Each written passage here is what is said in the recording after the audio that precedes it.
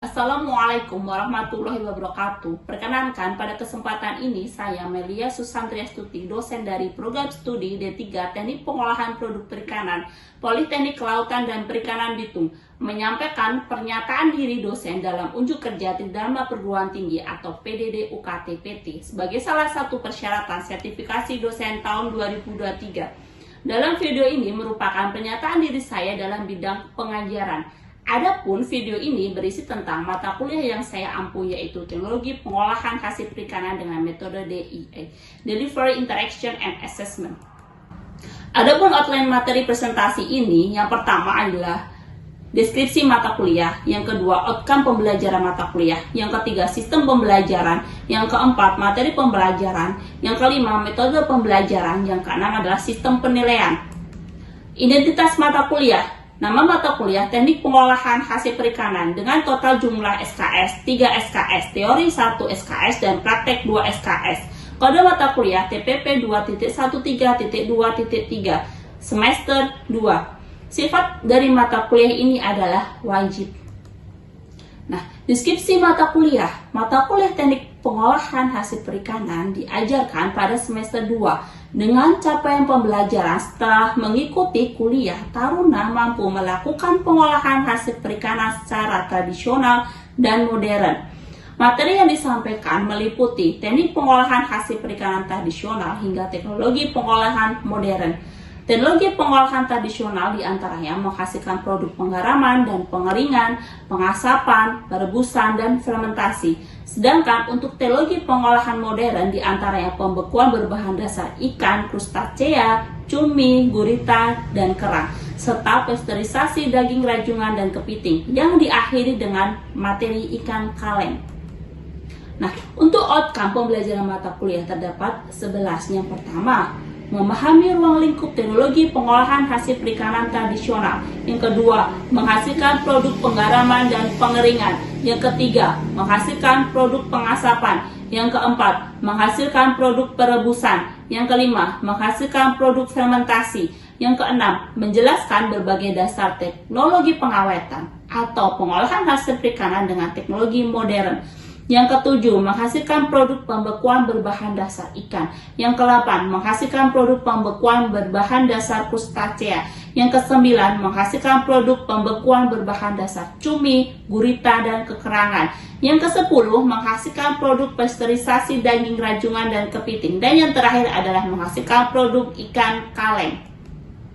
Untuk sistem pembelajaran pengampu mata kuliah tim teaching, yaitu total dosennya 4. Dengan waktu mengajar 1 SKS teori dan 2 SKS praktek. 1 kali 50 menit tatap muka, 1 kali 60 menit belajar mandiri, 1 kali 60 menit belajar terstruktur, 1 kali 170 menit praktek. Total pertemuan 16 tatap muka. Untuk ujian tengah semester dilakukan pertemuan ke-8. Untuk ujian akhir semester dilakukan pertemuan ke-16. Untuk materi pembelajaran untuk pertemuan 2 dan 3, CPMK menghasilkan produk pengaraman dan pengeringan. Nah, berikut ini adalah materi pembelajaran. Yang pertama, prinsip penggaraman dan pengeringan. Yang kedua, jenis-jenis penggaraman dan pengeringan. Yang ketiga, metode penggaraman dan pengeringan. Yang keempat, faktor-faktor yang mempengaruhi mutu produk penggaraman dan pengeringan. Yang terakhir, aplikasi penggaraman dan pengeringan pada pembuatan produk olahan hasil perikanan. Untuk metode pembelajaran yang saya gunakan pada mata kuliah teknik pengolahan hasil perikanan yaitu ada 4. Yang pertama, ceramah. Nah, penyampaian materi dari dosen menggunakan bantuan alat proyektor. Namun sebelum menyampaikan materi baru, maka dilakukan preview materi sebelumnya. Yang kedua adalah metode diskusi. Nah, ini menganalisis pengolahan produk perikanan yang telah dilakukan sehingga kelompok dapat mendiskusikan dan mempresentasikan dan terbentuk kepercayaan diri. Yang ketiga adalah based learning. Nah, saya gunakan yaitu studi kasus dari industri maupun jurnal ilmiah terkait metode penggaraman dan pengeringan produk perikanan yang sesuai pada bahan baku sehingga menghasilkan produk yang berkualitas dengan operasional yang efektif dan efisien. Metode ini sangat tepat untuk pendidikan vokasi. Yang terakhir yaitu adalah metode praktikum. Sebelum saya melakukan praktikum, maka saya akan memberikan modul praktikum kepada taruna-taruni. Nah, modul praktikum ini menjadi pedoman taruna-taruni untuk melakukan praktik di pengolahan produk perikanan. Dengan adanya praktikum, maka taruna-taruni dapat meningkatkan kompetensi dan keterampilan. Dari 4 metode pembelajaran ini, maka akan terjadi interaksi pembelajaran dan praktik antara dosen dan taruna-taruni. Untuk sistem penilaian, kurikulum vokasi yang memiliki 70% praktik dan 30% teori. Sistem penilaian teori 20% adalah tugas. Nah, ini berdasarkan kebenaran tugas yang dikerjakan. 40% hasil UTS yang telah dilaksanakan oleh taruna-taruni dan 40% hasil UAS yang telah dilaksanakan. Untuk sistem penilaian praktik 30% persiapan. Ini berdasarkan taruna-taruni dalam mempersiapkan bahan dan alat praktek yang dibutuhkan selama praktik. 30% proses ini berdasarkan kerjasama kelompok, pemahaman prosedur praktik, ketepatan analisis, dan ketepatan dalam perhitungan. 40% hasil ini berdasarkan produk yang dihasilkan, tata bahasa yang digunakan dalam penyusunan laporan. Nah, berikut ini adalah daftar nilai mata kuliah teknik pengolahan hasil perikanan. Syarat untuk UAS adalah nilai dari praktek minimal B. Hasil evaluasi penilaian disampaikan secara transparan kepada taruna-taruni melalui WhatsApp grup dan mading asrama. Jika taruna-taruni nilainya kurang bagus, maka akan dilakukan remedial maupun perbaikan nilai sesuai jadwal kalender akademik oleh Politeknik Kelautan dan Perikanan Bitung. Berikut ini saya tampilkan proses video pembelajaran secara klasikal di dalam kelas mata kuliah teknologi pengolahan hasil perikanan. Assalamualaikum warahmatullahi wabarakatuh. Waalaikumsalam warahmatullahi wabarakatuh. Selamat pagi. Pagi. Sudah kenal saya belum? Belum. Masa belum? Kan udah kuliah kedua, seharusnya udah ya. Nama saya Melia Susan S. Putih. Nah, bagaimana kalian semangat untuk menerima kuliah hari ini? Siap. Hari ini materinya yaitu mata kuliahnya teknologi pengolahan hasil Perikanan. Nah, kontak belajar kemarin sudah kita sampaikan di pertemuan pertama ya. Lalu dari capaian pembelajaran dari teknologi pengolahan hasil perikanan itu adalah para taruna mampu melakukan pengolahan hasil perikanan secara tradisional dan modern. Sudah paham ini maksudnya gimana? Kalian mampu menghasilkan produk hasil perikanan secara tradisional dan metode modern. Nah, materi yang saya sampaikan hari ini adalah menghasilkan produk penggaraman dan pengolahan. Nah, ini nanti daftar usahanya ya. Kalau misal Bu, saya biasa lihat jurnal, wah bagus itu ya, berarti hobinya ya. Nah, ini beberapa buku ya yang saya citasi untuk materi penggaraman dan pengeringan. Nah, sebelum saya ke sini pengertian penggaraman, ada yang sudah mengetahui belum? Atau sudah Bu, saya sudah melakukan penggaraman? Sudah ada belum? Siap, Bu. Oke. Izin Ibu, penggaraman adalah suatu rangkaian yang bertujuan untuk mengawetkan produk hasil perikanan dengan menggunakan garam. Oke. Apakah kamu di rumah sebelumnya udah pernah melakukan penggaraman ikan asin ya? Siap, Bu. Sudah pernah? Ikan apa? Ikan tude. Ikan tude. Yang lain? Sudah. Hah? Yang lain belum? Kalian udah pernah makan ya? Ya. Oke, pengertian penggaraman. Apa sih pengertian penggaraman itu? Penggaraman adalah suatu rangkaian kegiatan yang bertujuan apa? Untuk pengawetan produk hasil perikanan dengan menggunakan garam. Jadi benar, kalau misalnya kan di sini ikannya segar. Lalu gimana ya biar bisa awet itu ikan segar? Nah, bisa melalui dengan metode pengawetan yaitu penggaraman. Kalau biar dia terdistribusi dengan kualitas dan mutu yang bagus, maka dilakukan dengan metode penggaraman. Kan nggak mungkin ya di sini ikan segar, sedangkan kalau di Jawa itu kan ikannya nggak seperti sini, ikannya segar-segar, sehingga biar orang Jawa sana bisa merasakan ikan segar itu gimana, yaitu diawetkan dengan metode penggaraman. Yang kedua, Penggaraman itu apa? Mampu menghambat laju pembusukan ikan karena kemampuannya menghambat pertumbuhan bakteri dan kerja enzim penyebab kebusukan yang terdapat dalam tubuh ikan. Apa maksud di sini? Menghambat laju pembusukan. Jadi dia menghambat kecepatan membusuk. Sebenarnya kalau dia ikan segar kok, itu kan ada beberapa fase ya, fase kemunduran mutu. Nah, kalau dia diawetkan dengan penggaraman itu bisa awet dalam jangka waktu beberapa hari. Kalau ikan segar kan cuma beberapa jam. Kalau itu pun harus dengan apa? Memperhatikan rantai dinginnya.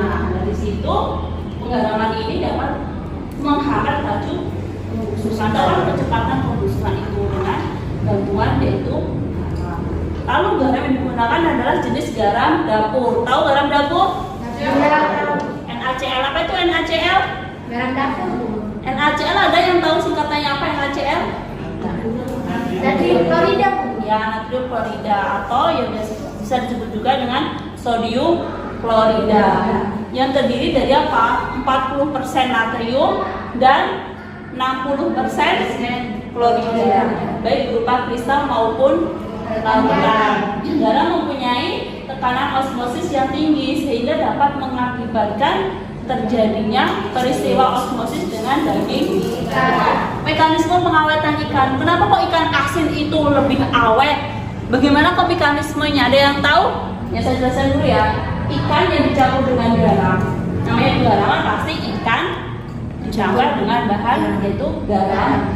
Dengan garam maka sebagian air dari tubuh ikan akan ditarik keluar dan sebagian garam akan diserap oleh daging ikan. Nah, proses ini berjalan makin lama, makin lambat dan akhirnya akan berhenti ketika kepekaan garam di dalam tubuh ikan telah seimbang dengan kepekaan garam di luar. Paham nggak sampai di sini? Hah? Paham? Nah, mekanisme pengawetan ikan melalui proses penggaraman adalah sebagai berikut. Garam menyerap air dari dalam tubuh ikan melalui proses osmosis. Jadi ikan segar itu kan mengandung kadar air tinggi, ya kan dek? Lalu kita kasih garam nih. Dengan adanya garam ini, maka kadar air di dalam ikan ditarik oleh garam. Itu namanya proses osmosis. Nah, akibatnya kandungan air dalam tubuh ikan menjadi media hidup bakteri menjadi berkurang. Kok bisa? Karena kadar airnya berkurang. Kekurangan air di lingkungan tempat bakteri hidup mengakibatkan proses metabolisme dalam tubuh bakteri menjadi terganggu. Dengan demikian, proses kemunduran mutu ikan oleh bakteri dapat dihambat dan dihentikan. Nah, selain menyerap kandungan air dari tubuh ikan, garam juga menyerap dari tubuh bakteri sehingga bakteri akan mengalami apa? Plasmolisis. Apa tuh plasmolisis? Pemisahan inti plasma sehingga bakteri akan mati. Oke. Sudah paham sampai di sini? Siap. Saya lanjutkan ya. Sekarang metode penggaraman. Yang kalian tahu metode penggaraman itu ada berapa? 3. Beneran nih, saya tunjukkan makanya pada tahu ya. Pertama penggaraman kering. Penggaraman yang menggunakan garam langsung. Penggaraman kering, dry salting. Penggaraman basah, wet salting. Penggaraman campuran, heavy salting. Nah, tadi aja udah pernah ya. Bilang saya pernah membuat ikan asin.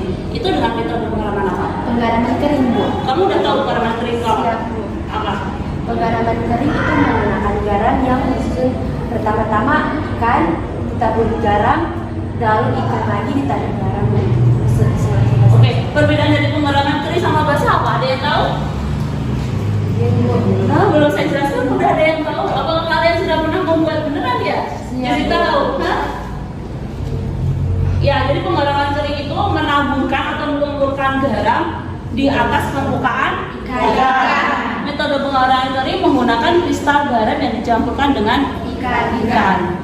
Jadi ikan disusun selapis demi selapis di dalam wadah, diselingi dengan lapisan garam. Nah, jadi kalau dry salting tuh pakai garam tok, nggak pakai air. Gitu. Nah, di daerah tropis metode ini memiliki kelemahan, yaitu apa? Kebusukan mudah terjadi pada bagian ikan yang terbuka. Nah, oksidasi mudah terjadi dan menyebabkan perubahan warna atau menyimpang. Nah, kadar garam ikan tidak seragam. Ya, tapi ini bisa diantisipasi, yaitu pada saat kita menjemur.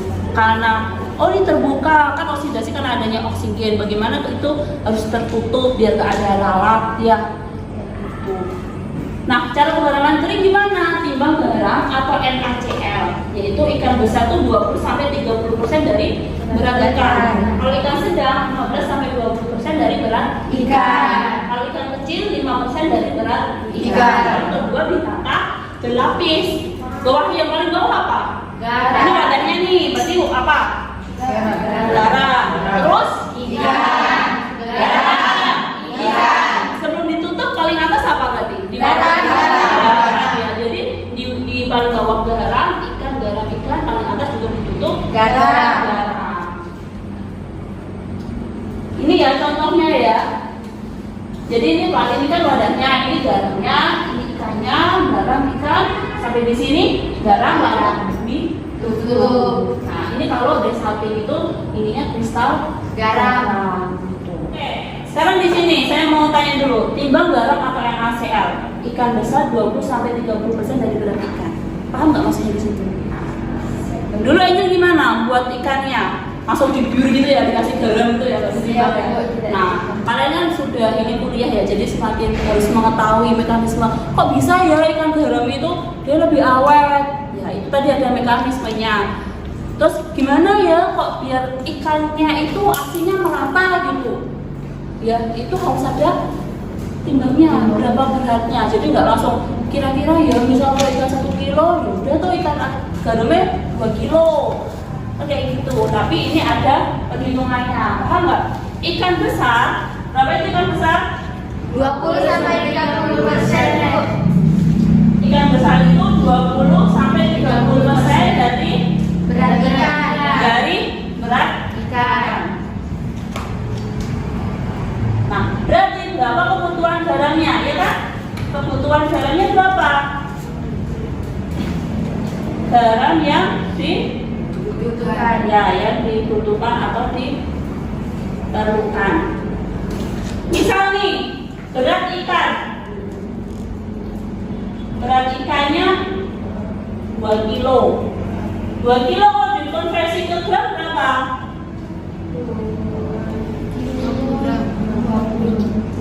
2 kilo dikonversi ke gram jadi 2000 gram. ya kan? Berarti kebutuhannya berapa? Kebutuhan garam ya. Kalau kita ambil yang 20%, berarti 20% dikali berat ikannya berapa? 2.000. Coret, ketemunya berapa? 200 apa? 200 apa? Oke, ini karena gram, ini juga gram, berarti ini 200 Gram. Oke, paham sampai di sini? Jadi 2 kilo itu membutuhkan, kalau ini di konversi jadi kilo berarti berapa? 0,02 kilogram. Oke, paham sampai di sini? Siap, Bu. Oke, jadi nanti kalian kalau misal buat ikan asin udah nggak kira-kira lagi ya. Bentar Bu, saya hitung dulu Bu, karena kita harus presisi dalam membuat ikan asin. Gitu ya. Kedua yaitu metode jenis kedua yaitu penggaraman basah. Penggaraman basah itu dilakukan dengan cara merendam ikan di dalam larutan garam jenuh, kemudian ditiriskan dan dikeringkan. Jadi perbedaan antara penggaraman kering apa, Dek? Kalau penggaraman kering menggunakan kristal garam, terus kalau penggaraman basah menggunakan gula garam. Betul, kalau penggaraman kering itu pakai garam tok, kristal garam tok. Kalau penggaraman basah itu menggunakan garam plus air, jadi larutan garam. Menggunakan larutan garamnya itu 30-50%. setiap 1 liter larutan garam berisi 30 sampai 50 kilogram. Paham? Jadi dalam setiap 100 liter itu garamnya 100 liter larutan garam itu berisi 30 sampai 50 kilogram. Nah, ikan direndam dalam jangka waktu tertentu bergantung pada apa? Ukuran dan tebal ikan. Karena ini pengaruh. Semakin tebal ikan maka ya tuh, jadi butuh garamnya lebih banyak. Makanya tadi kan yang pengalaman kering kan dibedakan menjadi 3. Ikan besar, sedang, sama kecil. Nah, ini juga tergantung tebal ikannya juga dan ukuran dari ikan itu sendiri, yaitu derajat keasinan yang diinginkan. Nah, dalam proses osmosis kepekatan larutan garam ikan akan semakin berkurang karena adanya kandungan air yang keluar dari tubuh ikan ya. Sementara itu molekul garam masuk dalam tubuh ikan. Jadi air yang di dalam kandungan ikan itu keluar, lalu garam itu meresap di dalam tubuh ikan. Nah, proses osmosis ini akan berhenti apabila kepekatan lautan di garam dan di dalam tubuh ikan seimbang. Jadi dia itu akan berhenti jika terdapat sudah mencapai equilibrium concentration. Jadi kalau konsentrasi sudah mencapai keseimbangan, dia sudah nggak bisa lebih asin lagi karena kandungan konsentrasi dalam tubuh ikan dan di luar ikan itu udah sama. Nah, cara penggaraman basah ini ya sama dengan tadi, cuma dia menggunakan larutan. Untuk materi kita hari ini terkait penggaraman sudah selesai. Ada pertanyaan nggak, Dek? Sudah paham semuanya berarti ini? Oke, kalau gitu saya evaluasi ya. Siap? Siap. Ada pertanyaan, jadi sudah paham semua ya ini ya. Oke, saya kasih pertanyaan. Yang pertama itu gampang dulu deh. Metode penggaraman itu ada berapa? Saya sebutkan ada berapa. Terus kalian jelaskan. Ayo, angkat tangan. Kok nggak ada yang angkat tangan? Saya tunjuk aja kalau gitu. Tapi Tri. Di sini Bu itu untuk metodenya ada 3. Ada yang penggaraman kering, basah, sama campuran. Untuk penggaraman keringnya itu metodenya ikan ditepuk sama garam, kristal garam.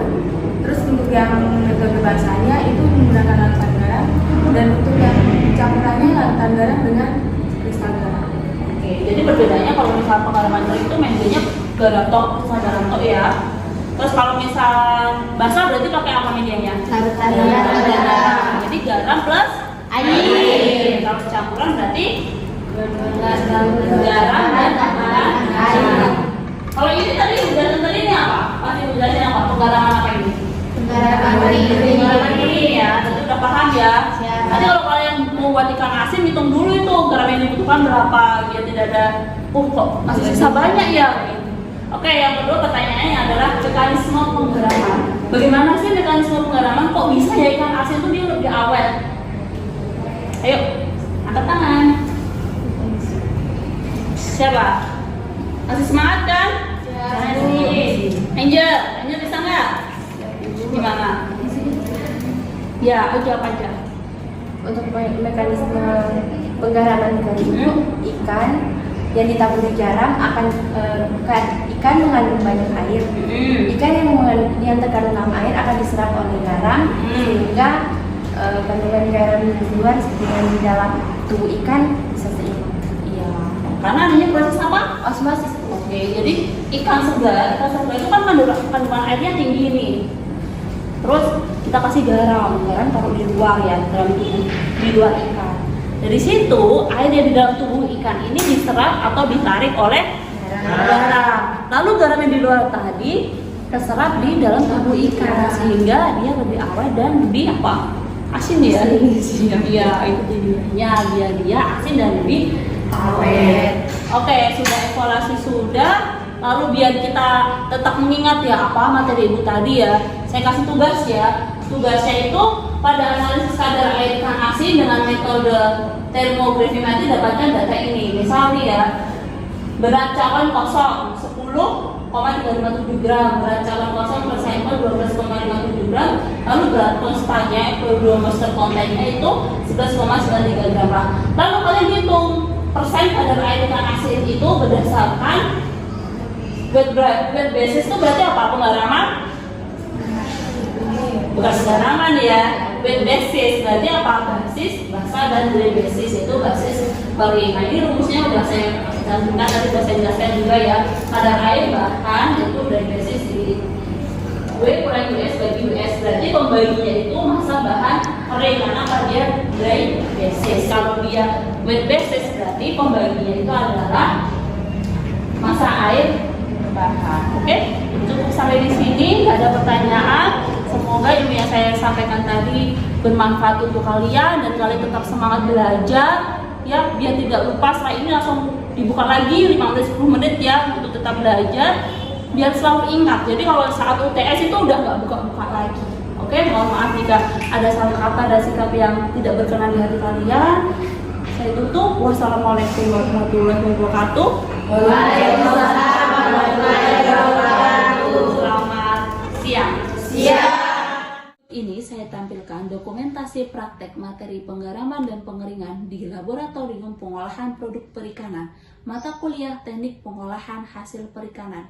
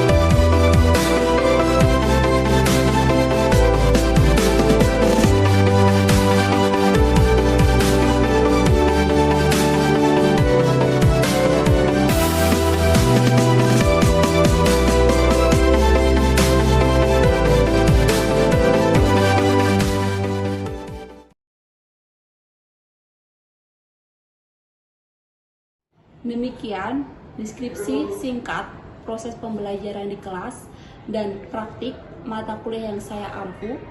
Semoga video saya menjadi deskripsi mengenai bidang pengajaran yang telah saya lakukan, khususnya pada mata kuliah Teknik Pengolahan Hasil Perikanan di program studi D3 Teknik Pengolahan Produk Perikanan, Politeknik Kelautan dan Perikanan Bitung. Saya menyampaikan terima kasih kepada tim penilai serta panitia sertifikasi dosen SMART tahun 2023, khususnya Direktorat Sumber Daya Dirjen Dikti dan Ristek, Kemendikbudristek, serta saya mengucapkan terima kasih kepada Kementerian Kelautan dan Perikanan, khususnya Politeknik Kelautan dan Perikanan Bitung, Program Studi Teknik Pengolahan Produk Perikanan, dan Sivitas Akademik. Demikian yang telah saya sampaikan. Mohon maaf sebesar-besarnya atas kekurangan dari saya. Wabillahi taufik wal hidayah. Wassalamualaikum warahmatullahi wabarakatuh.